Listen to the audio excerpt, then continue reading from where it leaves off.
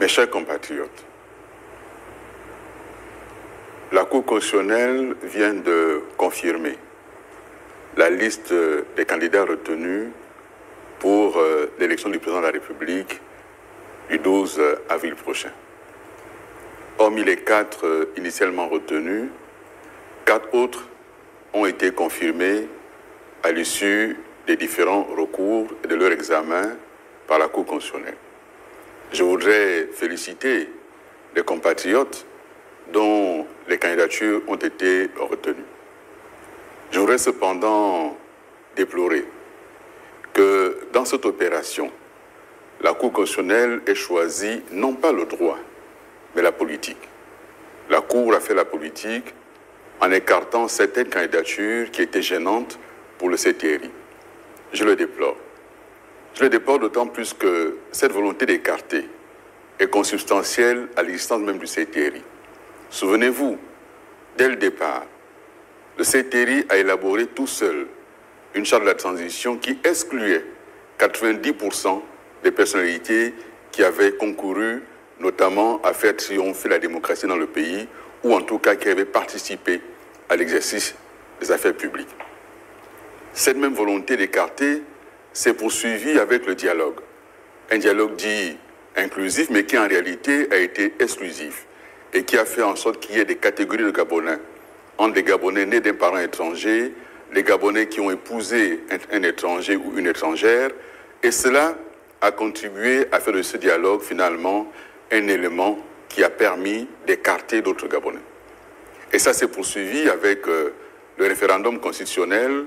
Nous avons mené campagne pour le non et nous constatons aujourd'hui que nombre de compatriotes qui avaient mené campagne pour le oui ne s'y retrouvent même plus. Cette constitution est mauvaise. Il faudra absolument la changer. Moi, candidat et président demain, je reviendrai et j'annulerai cette constitution. Elle est mauvaise. Elle n'est pas bonne pour notre pays. Je m'adresse donc à nos compatriotes qui ont vu leur candidature injustement écartée pour leur dire tout mon soutien, toute ma solidarité et leur demander de ne pas se décourager, de continuer à se battre pour faire triompher l'état de droit, faire triompher la démocratie, faire triompher la liberté. Nous nous battrons ensemble pour que dans notre pays, l'état de droit soit une réalité, que dans notre pays, personne ne soit mis à l'écart sous prétexte d'un âge ou de ne pas être marié ou de porter un handicap, que personne ne soit écarté et que ces droits ne soient pas bafoués.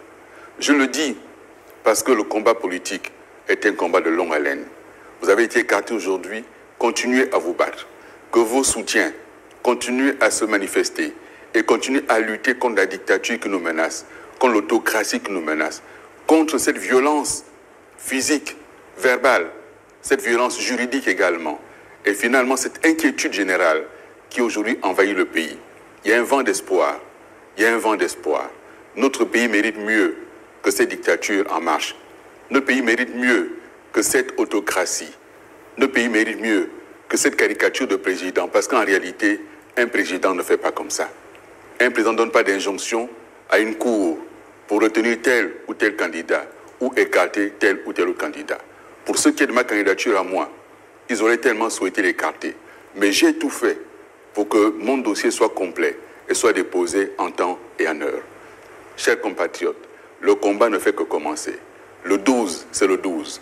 Dès à présent, la marche pour la victoire, engageons-la ensemble.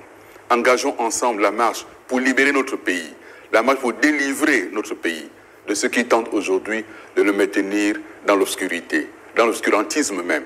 Délivrons notre pays, ensemble pour la nouvelle espérance. Osons la rupture pour cette nouvelle espérance.